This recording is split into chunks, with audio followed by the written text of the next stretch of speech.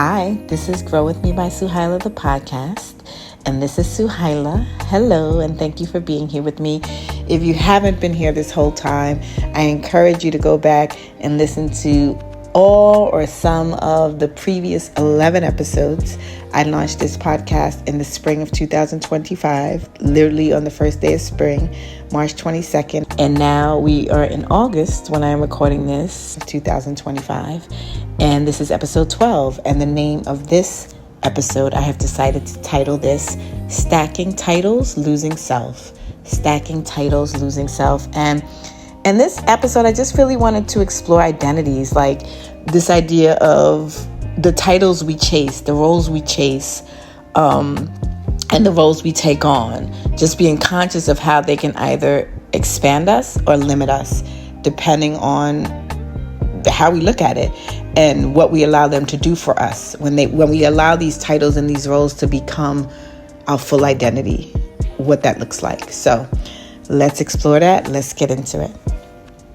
So I had this thought recently in looking around me at people I work with, connected to, and just on the outside world, how we do so much to gain and accomplish things or statuses or levels, I guess, or whatever we think it is. We do these things to get these new identities, right? So a title, I'm now a this. In my instance, for instance, I'm now a fractional chief brand officer for a company, or I'm now a spiritual person, or I'm just using these as examples. I look around me, I see people who really, I have a few friends who are really trying to become mothers right now.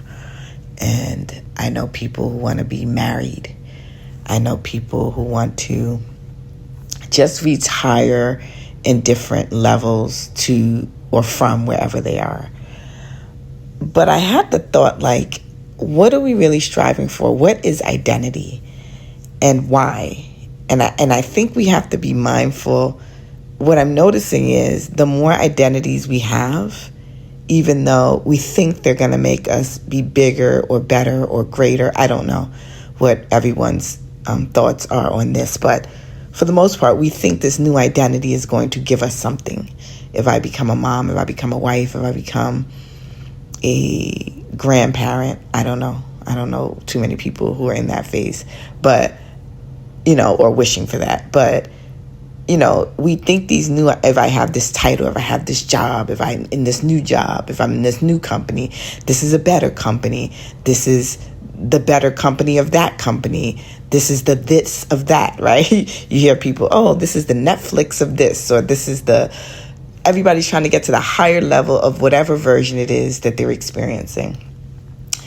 But I'm starting to realize that, I'm being mindful, and I think it's worth a question, like, should we all be mindful of the identities we pack, the identities we stack, the identities we put on us, with this idea that it's going to somehow make us this more expansive or better person? Because what I'm noticing is the more identities that people have, the more limited they start to act and also talk and believe. So if someone says, and this is no shade, I am not a mother. I have 3 sisters. I have 2 brothers. They are all parents. And I am the only one of my siblings who does not have children. And that was intentional. And that is intentional. I'm not somebody who has ever really wanted to be a parent. But I love to parent. I love to nurture. I love to, I have a lot of people around me who I nurture. I have nieces and nephews who I'm close to, and other people's children who I'm close to as well. So this is not about parenting per se. I have a manager who has 2 children who adore me, and I adore them. I was there when her son was born. He was born a day or 2 after my birthday, but he's 10 now. But my point is, this is not to shade parents. This is not to minimize whatever people are going through, mothers or fathers or people who really are striving to be better. and want and feel, they feel a call.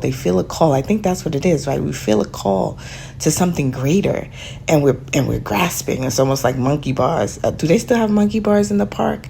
Where children's park, with those bars where you swing from one thing to the next, to the next, to the next, like a little monkey. But you're moving forward, right? You're moving forward. You're grasping this bar and that bar, and I know that we're all trying to reach for something greater, because I know inside of us, we know that there is something so much greater. And we are doing these outside steps. Oh, let me get this, let me get that, let me do this, let me do that, let me get this title. And a part of that is these titles, these places that we think we arrive to that are going to make us more expansive. And they do. I don't know a single mother who has not become different, more capable by becoming a mom. I don't know a single person who has stepped into a leadership role that by hook or by crook is going to bring them to their knees, or it's going to make them rise to their authority, their true authority, their inner authority. So these things are necessary, but I think we need to be mindful of how these identities can sometimes start to make us feel smaller. We have to be mindful of ourselves. When we start to talk about, oh, I'm now this, so I can't do that. Or I'm now this, and I can only do this now, because now I am this, and I only have this amount of time, or this amount of capacity, or this amount of brain power, or this amount of whatever it is, right? Now, this is real stuff, right? There's only X amount of hours in a day. There's only X amount of physical capacity we have. We have this physical body we live in. We have the constraints of time that are a rule here where we live, which is planet Earth. And we have time and space. We have gravity. We have all of these things that we have to live by, because we are humans and we are on this planet. And these are the rules of this planet. And we also have these social constructs, right? And these social limitations, and these biases, and these prejudices, and these stereotypes, and these stigmas that society puts on us that are always there in the back of our mind, even if we think we're the strongest or the most rebellious person, like myself. But what's worse is when we start doing that to ourselves, when we have self-stigmas and self-biases. I don't know if that's a word, but we start to stereotype ourselves. We start to limit ourselves, and we start to say, so it's sort of this weird paradox as we grow and gain more things. I'm a this, I'm a that, I'm now a this, I'm now doing this. At the same time, on the other side of the scale, sometimes we start to limit ourselves more and more. Yes, in a very real way, it's because our capacity has been diminished. There's only X amount of time in the day and X amount of energy we have. But other times, it's simply our thinking about ourselves. So, and I know this is not going to be popular, but I'm not one who bought into, and I still don't buy into the pronoun thing. I get it, and I have so much respect. I have so much. This is not my journey. I do not understand what it is to just have an identity, a feeling of who you are that's different than the gender you were born in, right? Or as. That's a whole different conversation. This is not about that. But generally speaking, or specifically speaking, I'm not someone who bought into or needed to do that, right? I didn't update my LinkedIn when I go on, to say she and her. I didn't, when I go on Zoom, I don't have a thing that says she or her. First of all, I'm not offended if someone thinks I am a this or that. It doesn't matter to me. I can simply correct them, right? I'm sure about who I am. So it's okay if I have to educate someone else about who I am. But the main thing is I grew up with a name, Suhailah, first name, Yoba, last name. Do you understand how much time I have to spend explaining my name? First of all, getting people to be able to pronounce it, first of all, in every setting, from school to corporate America, right? Growing up and just meeting people in casual settings. So it's a conversation piece in and of itself. Yoba is a whole nother story. My father made up the last name. It comes with a whole other story if people care to ask, and then I care to respond. So my identity as my name has already been a very big deal for me. And it's something that is just the start of every conversation, right? Throughout my entire life. And then on top of that, being born Muslim, being born into Islam. So I have already had these things that have needed a lot of explaining. And it took me a very long time, number one, to get to the point where I loved my name. I don't now have to explain my name. I like explaining it now. And I don't have to pretend like it's something else. When I was growing up, this is funny, I used to pretend, when I was a teenager, I'm talking about very young, and I would meet people. This is after where I ran away from home. So not people where I grew up in Harlem who knew me already, Spanish Harlem and New York. But when I ran away from home and I was no longer in New York, and I was in like a new school in California at the time, and I would say my name was Japanese. When people would meet me, don't ask me why, I would say it's Japanese, because people didn't really know what Arabic was. None of my peer group at the time. This is before 9/11. Nobody knew what that was. Nobody knew what Islam was like that. So it was just a foreign thing. So it was easier to just choose something else that seemed, I guess, in my mind, exotic, or that most people know. So I don't know why I used to do this. Do not ask me why. When we're younger, I don't know why. In my mind, I didn't know much about the world, but I guess I knew Japan. And I just thought it's easier to tell people my name was Japanese than Arabic, or that I was Muslim. I don't know. I don't think I was ever ashamed of being Muslim. Nobody even knew what it really was unless they saw my father back in New York, because he came full throttle in his Islamic garb. He was undeniably a Muslim man, and you could not deny him. Even if you didn't know what it was, you knew it was something different. How he looked, how he acted, but mostly how he looked, right? So and his belief systems. So I am someone who has always had these identities that other people have put on to me, right? I also didn't have a mother growing. Well, I had a mother. She would hate. God bless her. Rest her soul. She's passed away in 2021. But I had a mother, but she left when I was 4. But I didn't grow up with a mother. So I always had these weird things that people identified me by. My name, my last name. We were Muslim. We were strange. We didn't have a mother. It was just a whole lot of things. So even though it wasn't conscious, when I think about it, it took a long time for me to know who I am on the inside, outside of all of these other things, right? Who am I? So for me to now, and it's amazing. I loved when I got to the place, especially when I was in corporate America. You got to the place where I could just say Suhailah, like Beyonce. I'm a one name person. I don't have to say my full name because it is so rare. So there was a switch earlier on in my life, probably when I was in my 20s, probably when I was in corporate America and you're dealing with more people. It was great. I never had to say Suhailah Yoba from XXX. This company, Suhailah, just say Suhailah, people know who I am. So that I started to realize, this is kind of cool. I'm the only one with this name, right? But my point is, it took a long time to get to that place where I am singular in nature. I know who I am on the inside, and I damn sure know who I am on the outside, independent of my name, but also because of my name, which means North Star and peaceful and easy and flowing. It has all these beautiful meanings. I grew up knowing that it meant North Star. That's what my parents told me. That's what I always knew. But then later when we got name dictionaries, you can look it up and it has all these other meanings. But North Star, I am my own guiding star.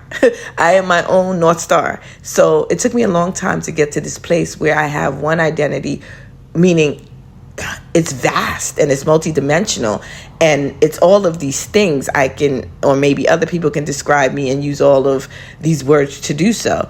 But I am united inside of me. So to then have to now add other things like she, he, I am a she, I'm a woman, I identify as a woman, I like men, and that's me, right? So I know who I am, but I don't need to explain that to anybody else. And I damn sure don't need it as a title in a LinkedIn profile, on my bio or whatever. So I am one who's never needed to do that. So when I say bought into it, I don't mean that I didn't think it was important for other people who need that for the outside world to understand who they are and as they come to understand themselves. But for me, it wasn't necessary. So I was not about to pile up anything else on top of after I have distilled it to the place where I know who I am and I can go by Suhailah. I'm not adding more things to myself, right? In terms of title to help someone else try to understand who I am, because I know who I am,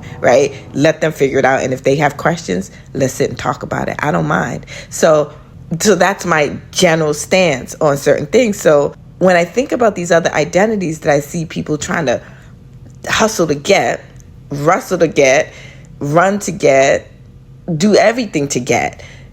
And it's beautiful, right? To become a mother, to become a CEO, to become a founder of a company, to become a wife, to become a husband. These are all titles that we are like rings in the freaking Olympics that people are trying to get, like an award. Like I'm standing on the stage and I say I'm these things. Same with me. I mean, they're these benchmarks that let us know we've arrived. We've arrived at a place that was on our list, our vision board, our 5-year plan, right? It's a beautiful thing. But at the same time, I think we need to be mindful when these same things start to limit us. When we start to say, I can only do this because I'm this, meaning in a limited way. If I now can't do this because I'm this, I now blah, blah, blah. And I don't mean things like I'm married now, so I can't sleep with other men, or I can't sleep with other women, or I can't cheat on my husband or wife. I don't mean limitations like that. I don't mean limitations that leave us and that are morally bankrupt or that hurt another person. Those are not the kind of limitations I mean. So I think if you're listening to this, you know what I mean. But I just want to make that clear. So outside of the normal constructs of time and capacity, like I said, there's X amount of time in a day. And if you have, like I tell my manager, Lori, all the time, I don't know how she does it. She's a wife. She has 2 children. She deals with me. She deals with her mom, her in-laws, who she calls her mom, and her dad and her, like she has a whole ecosystem of a lot of things going on that are not anything that I have to consider. I don't know how she does it. So, but outside of time constraints, capacity, physical capacity, outside of those aside, when we start to have these identities that we wanted so badly, but once we get them, we start to say, I can't do this because of that, or I can only do this because of that. And we're doing that not only because outside society's expectations of us and these stereotypes and biases and stigmas and limitations and social constructs and constraints and restrictions, but when we are doing that because of the self version of that, self-bias, if that's a thing, self-stigmas, self-limitations, self-restrictions, anything with self in front of it, when we are imposing that onto ourselves, we need to take a better look at what we're doing and why it is we want what we want. Is it worth it? Is it worth the cost? Is it worth the cost of who we're losing in return for it? And do we really know who we are?